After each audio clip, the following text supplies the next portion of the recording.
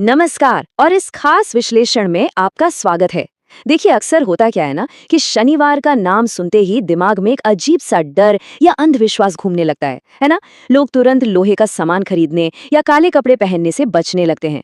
लेकिन आज हम इस डर वाले चश्मे को उतारेंगे और एक बहुत ही गहरे और सच कहूं तो बहुत ही खूबसूरत विषय पर बात करेंगे।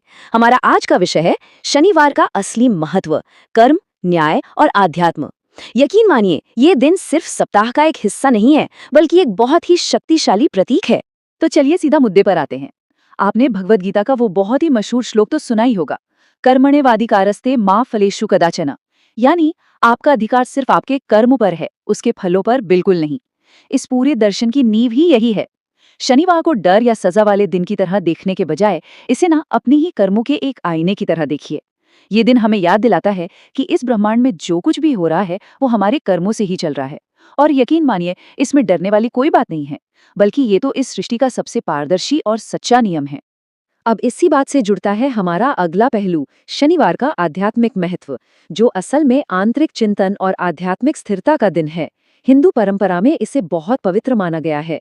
तो इसका मतलब ये है कि ये दिन किसी डर या अंधविश्वास का नहीं, बल्कि खुद को शांत करने का, दुनिया के शोर शराबे से दूर जाकर अपने भीतर की शांति को महसूस करने का एक बेहतरीन मौका है।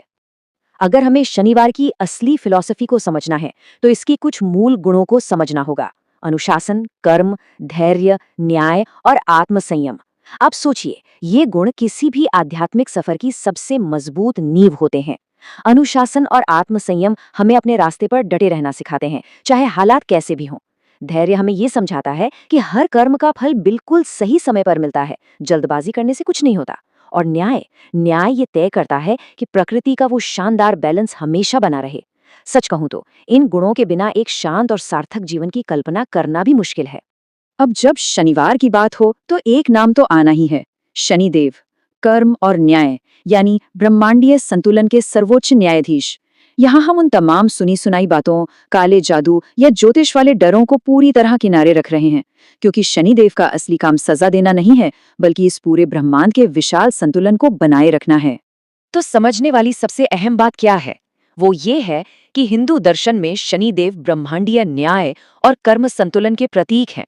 वो एक बहुत ही निष्पक्ष टीचर की तरह है, या यूं समझ लीजिए कि वो एक ब्रह्मांडीय तराजू है, जो बिना किसी गुस्से या पक्षपात के सिर्फ और सिर्फ हमारे कर्मों को तौलते हैं। जिस पल हम ये गहराई से समझ लेते हैं कि वो हमें सिर्फ वही लौटाते हैं जो हम दुनिया को देते हैं, हमारा सारा अकारण डर एकदम से गायब हो जाता है और उस डर की जगह ले लेती है एक गहरी जिम्मेदारी की भावना।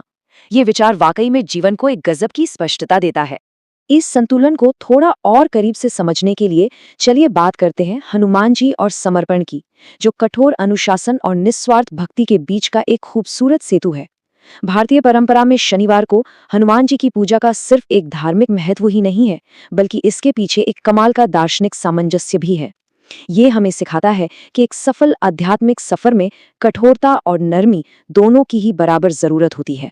और ये तुलना बहुत ही शानदार तरीके से दिखाती है कि एक आदर्श आध्यात्मिक जीवन में बैलेंस कैसे बनता है। जरा सोचिए, एक तरफ है शनिदेव का अनुशासन और न्याय, जो कभी कभी काफी सख्त और रूखे लग सकते हैं, लेकिन दूसरी तरफ है हनुमान जी की भक्ति और सेवा, जो कोमल और निस्वार्थ हैं। जब कड़े अनुशासन के साथ ये सेवा और पूर्ण समर्पण मिल जाता है ना, तो आध्यात्मिक रास्ता सिर्फ आसान ही नहीं होता, बल्कि बहुत ही गहरे आनंद से भर जाता है। यही वो वजह है कि इन दोनों शक्तियों को एक ही दिन याद किया जाता है। खैर, अब तक तो हमने इस बड़े से ब्रह्मांडीय दर्शन को समझा, लेकिन अब बात करते हैं शनिवार के सकारात्मक नियमों की, यानी आधुनिक साधकों के लिए कुछ बहुत ही शानदार दैनिक आदतें। आखिर कोई भी दर्शन तभी काम का है जब हम उसे अपनी जिंदगी में उतार सकें, है ना? तो आइए देखते हैं कुछ ऐसे आसान और शांतिपूर्ण कदम जिन्हें अपनाकर कोई भी अपने जीवन में एक बड़ा और स्थायी बदलाव ला सकता है।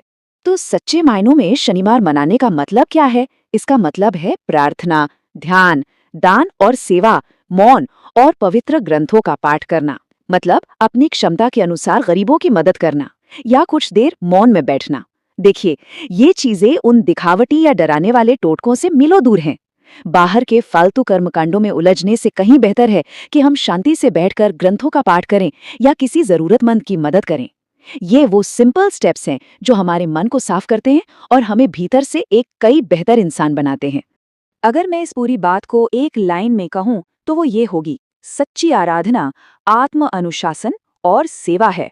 ये कोई ऐसा रिचुअल या अनुष्ठान नहीं है जो किसी डर की वजह से किया जा रहा हो। बिल्कुल नहीं।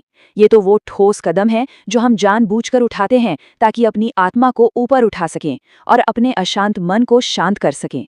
जब आत्म अनुशासन और निस्वार्थ सेवा आपस में मिलते हैं तो वाकई में वही सबसे बड़ी पूजा बन जाती है। तो चलिए आगे बढ़ते हैं और देखते हैं कि आधुनिक जीवन में आध्यात्मिक सीख क्या है। हम इस अस्त-व्यस्त दुनिया में पूर्ण शांति कैसे खोज सकते हैं? ये आज के समय का एक बहुत ही बड़ा सवाल है, क्योंकि भाई प्राचीन ग्रंथों की ये गहरी बातें आज की इस तेज तर्रार और शोर से भरी दुनिया में कैसे फिट बैठती हैं? अगर ये नॉलेज आज हमारे काम नहीं आ रही, तो फिर इसका क्या ही फायदा? सही कहा ना? यहाँ आपको एक बहुत ही दिलचस्प विरोधाभास देखने को मिलेगा। एक तरफ है हमारी आधुनिक दुनिया, जहाँ लगातार शोर है, अंधी भागदौड़ है और हर चीज बस एक क्लिक पर तुरंत चाहिए, जिसे हम इंस्टेंट ग्रेटिफिकेशन कहते हैं। और इसकी ठीक उलट शनिवार की शिक्षाएं क्या हैं? मौन, स्थिरता और धैर्य। आज जब हम सब कहीं ना कहीं तनाव और एंग्जाइटी से घिरे हुए हैं, तब अपने कर्मों के प्रति ये जागरूकता और ये ठहराव हमें वो मानसिक शांति देता है जिसकी हमें सबसे ज्यादा जरूरत है। अब हम इस चर्चा के बिल्कुल आखिरी पड़ाव पर हैं और ये बात एकदम शीशे की तरह साफ हो चुकी है कि कर्म, न्याय और अनुशासन को अपनाने से ही भीतर की सच्ची शांति मिलती है। सच कहूं तो शनिदेव और शनिवार का असली दर्शन आज की इस आपाधापी वाली जिंदगी के लिए एकदम परफेक्ट शांति देने वाला इलाज है। जिस दिन हम दिल से ये मान लेते हैं कि हमारे कर्म ही हमारा भविष्य लिखेंगे और हम अनुशासन को गले लगा लेते हैं, उस दिन भीतर का सारा डर हमेशा के लिए खत्म हो जाता है। बचती है तो सिर्फ एक गहरी सच्ची शांति। हम इस विश्लेषण को एक बहुत ही गहरे सवाल के साथ खत्म कर रहे हैं। क्या हम अपने कर्मों में संतुलन ला रहे हैं?